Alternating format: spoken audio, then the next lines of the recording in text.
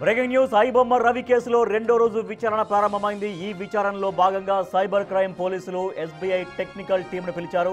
SBI term life insurance పోర్టల్కు iBomma link కావడంతో cyber crime పోలీసులు ఎస్బీఐ టెక్నికల్ టీంను పిలిపించారు. ఎస్బీఐ టీం నుంచి పోలీసులు వివరాలు సేకరిస్తున్నారు. పోర్టల్ నుంచి ఐబొమ్మ లింకును తొలగించే అంశంపై టెక్నికల్ సపోర్టును పరిశీలిస్తున్నారు.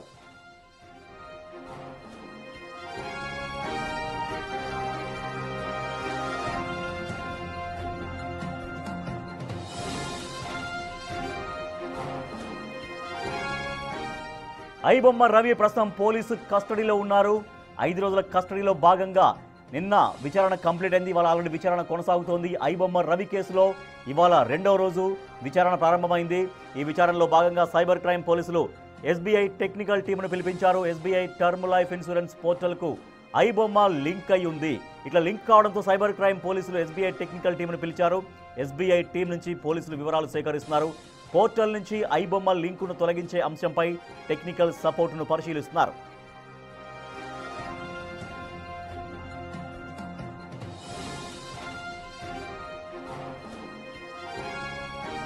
రైట్, 5 రోజుల పోలీస్ కస్టడీలో భాగంగా ఐబొమ్మ రవిని ఇవాళ రెండవ రోజు విచారిస్తున్నారు. అయితే ఐబొమ్మ లింక్ అనేది ఎస్బీఐకి సంబంధించినటువంటి పోర్టల్కి ఎట్లా లింక్ అయింది అనే దానిపైన ఎస్బీఐ టెక్నికల్ టీంను పిలిపించారు పోలీసులు. మరింత సమాచారాన్ని మా ప్రతినిధి సురేష్ అందిస్తారు. సురేష్, రెండవ రోజు విచారణలో ఏం తెలుస్తోంది? ఐబొమ్మ లింక్ అనేది అసలు ఎస్బీఐ టర్మ్ లైఫ్ ఇన్సూరెన్స్ దానికి ఎట్లా లింక్ అయింది? ఎప్పటి నుంచి ఈ లింకు కొనసాగుతున్నట్టుగా పోలీసులు గుర్తించారు? అంటే ఐబొమ్మకు సంబంధించి ఆ వెబ్సైట్లు చాలానే క్రియేట్ చేసినట్టు పోలీసులు గుర్తించడం జరిగింది. ఎస్బీఐ ఇన్సూరెన్స్కి సంబంధించి పోర్టల్ ఓపెన్ చేస్తే కూడా ఐబొమ్మకు సంబంధించిన పైరసీ సినిమాలు వస్తున్నాయని చెప్పేసి ఫిర్యాదులు రావడంతో దీనికి సంబంధించి కూడా దానికి ఏమైనా లింక్ ఉందా అనే కోణంలో పోలీసులు ఆరా తీస్తున్నారు. ఇప్పటికే దాదాపు అంటే ఐబొమ్మతో పాటు అనేక వెబ్సైట్లు అనుబంధంగా తయారు చేసి డిజైన్ చేసి పెట్టుకున్నట్టు పోలీసులు గుర్తించడం జరిగింది.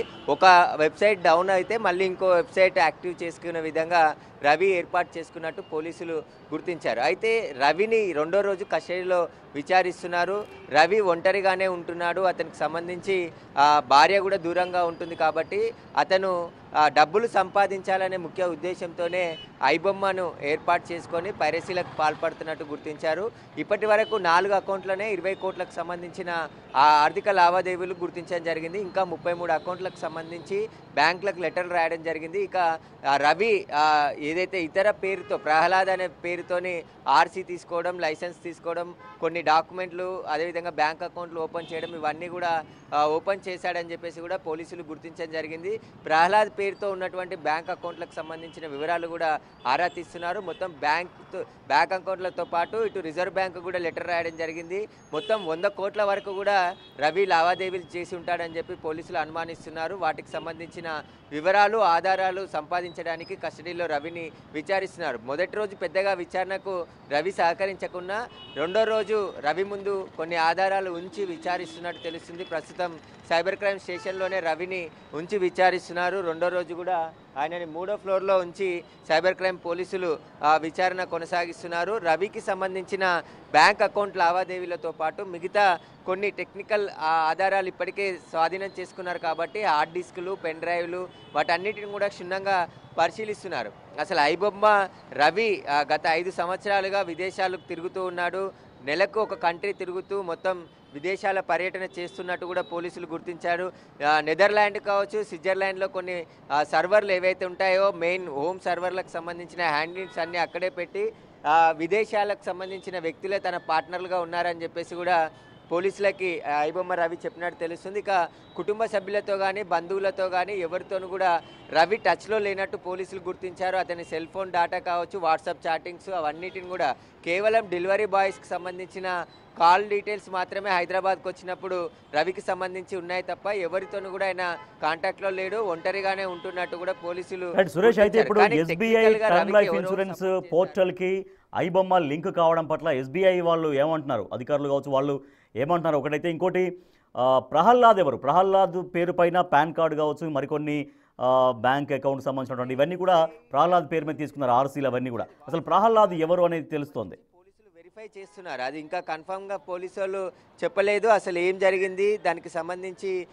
నిజంగానే ఒకవేళ ఎస్బీఐ టర్మ్ ఇన్సూరెన్స్కి సంబంధించిన దాంట్లో ఓపెన్ చేస్తే వస్తున్నాయా లేదా అనేది కూడా పోలీసులు ప్రస్తుతం వెరిఫై చేస్తున్నారు. ఇంకా అది కన్ఫర్మ్గా చెప్పట్లేదు, కానీ దాంట్లో కూడా ఏదైనా, ఎందుకంటే సర్వర్లను హ్యాక్ చేసి వాటికి సంబంధించి పూర్తిగా ఏదైతే దీనికి సంబంధించిందో పూర్తిగా పనిచేయట్లే, అంటే హ్యాకింగ్ చేసి వేరే వెబ్సైట్లకు ఫోన్ చేసి వస్తలేవు. కాబట్టి దీంట్లో ఏమైనా ఎస్బీఐ టర్మ్ ఇన్సూరెన్స్కి సంబంధించి కూడా లింకులు ఉన్నాయనే దానికి సంబంధించి వార్తలు వచ్చిన నేపథ్యంలోనే వాటిని కూడా చెక్ చేస్తున్నారు. ఎందుకంటే ఒక సర్వర్ నుంచి ఇంకో సర్వర్కి సంబంధించి కనెక్టివిటీ అంటే హ్యాకింగ్ చేసి ఆ విధంగా సర్వర్లు వెబ్సైట్లలో పోస్ట్ చేసేవారని చెప్పేసి కూడా గుర్తించారు. కాబట్టి రవికి సంబంధించిన పూర్తి ఆధారాలన్నిటిని కూడా ఇప్పటికే ఏదైతే మనం ఇంట్లో స్వాధీనం చేసుకున్నటువంటి రవి ఇంట్లో స్వాధీనం చేసుకున్నటువంటి హార్డ్ డిస్కులు, పెన్ డ్రైవ్లు, పాస్బుక్లు వాటన్నిటిని కూడా ఒక్కొక్కటిగా వెరిఫై చేస్తున్నారు. రవికి సంబంధించిన బొప్పం టీవీ కావచ్చు, ఐబొమ్మ కావచ్చు, రవితోనే వాటిని డిలీట్ చేయించడం జరిగింది. ఎందుకంటే పాస్వర్డ్లు, యూజర్ ఐడి అన్నీ కూడా రవికే తెలుసు కాబట్టి రవితోనే వాటిని క్లోజ్ చేయించారు. కాబట్టి ఇంకా మిగతా ఎన్ని వెబ్సైట్లు ఉన్నాయి, రవికి ఎవరెవరు సహకరించారు, రవి అకౌంట్ లావాదేవీలు ఎన్ని జరిగాయి, పూర్తిగా రవి ఆస్తులు కూడా భారీగా హైదరాబాద్లో కొనుగోలు చేసినట్టు పోలీసులు గుర్తించడం జరిగింది. ఆ ఆస్తులు ఎక్కడెక్కడ కొనుగోలు చేశాడు, ఎవరి పేరుపై కొనుగోలు చేశాడు, వాటన్నిటిని కూడా పరిశీలిస్తున్నారు. కాబట్టి ప్రస్తుతం పోలీసులు లోతుగా దర్యాప్తు చేస్తున్నారు. 5 రోజుల కస్టడీకి అనుమతి ఇచ్చారు. కాబట్టి మొదటి రోజు విచారణకు సహకరించకుండా రెండో రోజు రవిని వీలైనంత సమాచారం రాబట్టేందుకు పోలీసులు ప్రయత్నిస్తున్నారు. ఆయనకు సంబంధించి, ఎందుకంటే ఒక ఐబొమ్మతోనే ఆగిపోదు, పైరసీ అనేది అనేక రకాలుగా ఉంది. కాబట్టి అందరినీ కూడా కట్టడి చేయాలంటే ఐబొమ్మ రవి ఇచ్చే సమాచారం కూడా చాలా కీలకంగా ఉండబోతుంది. సైబర్ క్రైమ్ దగ్గర ఉన్నటువంటి టెక్నికల్ టీంతో పాటు ఎక్స్పర్ట్స్, సైబర్ క్రైమ్ ఎక్స్పర్ట్స్ కూడా చాలామంది ఉన్నారు. అసలు ఈ వెబ్సైట్లకు సంబంధించి ఏ విధంగా పైరసీకి చేస్తున్నారు, ఆ పైరసీ నుంచి ఎలా కొనుగోలు చేశారు, రవి ఐబొమ్మలో మాత్రమే పోస్ట్ చేస్తున్నాడు. కాబట్టి రవికి ఎవరెవరు ఈ సినిమాలు పైరసీ చేసి ఇచ్చారు, వాటికి సంబంధించిన వివరాలన్నీ కూడా ఆరా తీస్తున్నారు. ప్రస్తుతం రవిని 3వ ఫ్లోర్లో సైబర్ క్రైమ్ పోలీస్ స్టేషన్లో విచారిస్తున్నారు. ప్రస్తుతం ఆయనకు సంబంధించిన మొత్తం హార్డ్ డిస్కులు, ఇంట్లో పెద్ద ఎత్తున హార్డ్ డిస్కులతో పాటు కొన్ని బ్యాంక్ పాస్బుక్లు, అదేవిధంగా ఏటీఎం కార్డులు, డెబిట్ కార్డులు, ఇతర పేర్లపై ఉన్నటువంటి బ్యాంక్ పాస్బుక్లు కూడా రవి ఇంట్లో స్వాధీనం చేసుకున్నారు. కాబట్టి వీటన్నిటిని కూడా పరిశీలిస్తున్నారు. ఇంకా రవికి సంబంధించిన ఆస్తులు కూడా ఇక్కడ చాలా కీలకంగా ఉండబోతున్నాయి. ఎందుకంటే ఒకవేళ హైదరాబాద్లో రవికి భారీగా ఆస్తులకు ఉండుంటే అయితే వాటిని కూడా జప్తు చేసి కేసులో సీజ్ చేసే అవకాశం కూడా ఉంది. ఇప్పటికే ఆయన కుకట్పల్లిలో ఉన్నటువంటి అపార్ట్మెంట్ కూడా ఓన్గా రవిదే కొనుగోలు చేసినట్టు పోలీసులు గుర్తించడం జరిగింది. మిగతా కొన్ని చోట్ల కూడా ప్రాపర్టీస్ కొన్నట్టు పోలీసులు ఆధారాలు సేకరించారు. వాటన్నిటికి సంబంధించిన సమాచారం అంతా సేకరించి మళ్ళీ అవసరమైతే రవిని కస్టడీ కోరే అవకాశం ఉంది. దాదాపు 5 రోజుల పాటు, ఇప్పుడు రెండో రోజు విచారణ కొనసాగుతుంది కాబట్టి ఇంకా 3 రోజుల పాటు విచారించి మళ్ళీ అవసరమైతే రవిని మరొకసారి కూడా కస్టడీకి తీసుకునే అవకాశం ఉంది. Right, thank you Suresh. IBomma Ravi police custody మొత్తం 5 రోజులు ఉంది.